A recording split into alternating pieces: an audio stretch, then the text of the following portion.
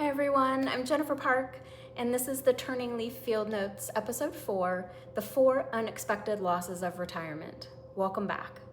In Episode 1, I mentioned that retirement isn't just losing a job, it's losing routine, community, purpose, and recognition or identity.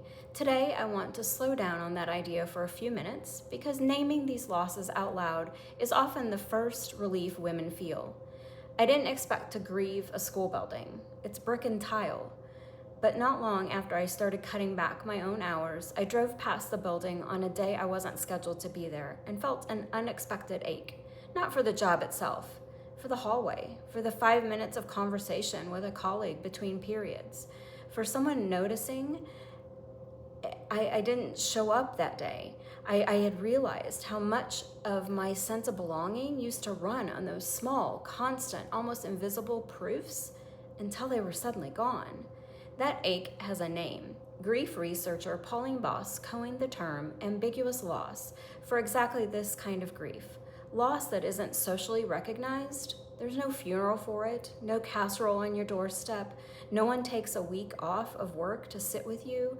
You're expected to be thrilled because on paper, this is supposed to be the reward at the end of a long career. So when you feel sad instead of celebratory, it's easy to conclude that something is wrong with you, instead of recognizing that you're grieving something real that simply never got a name. In my coaching practice and in the field guide I'm currently writing, I walk through these 4 losses in real depth: routine or daily rhythm, community, meaningful contribution, and identity. I'm not going to unpack all 4 fully today. That's a longer conversation and it deserves more room than one video, but I do want to name them because sometimes naming is enough to start. Losing your routine isn't just losing a schedule. It's losing the thing that quietly organized your sense of time itself, the rhythm that told you where you were in the year without you ever having to think about it. Losing community isn't just losing coworkers, it's losing the daily, built-in contact that used to happen without you ever having to try for it.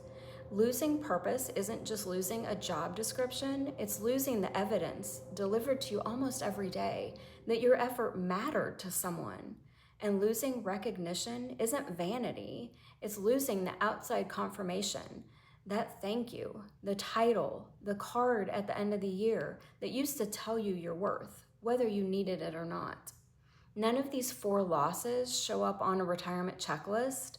Nobody sends flowers for them, but they're real and they deserve to be named instead of minimized with advice like, just stay busy, or you should be thrilled to finally get to rest or start a new hobby.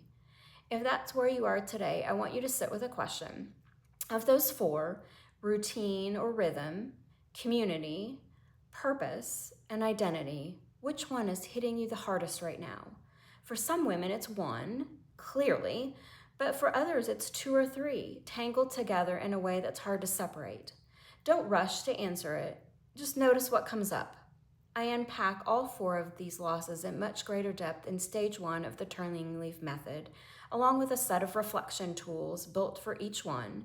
So if this is the season you're standing in, there's more waiting for you there when you're ready. For today, naming it is enough. Naming it is the first step toward rebuilding it. If this resonates, join me again here on After the Classroom.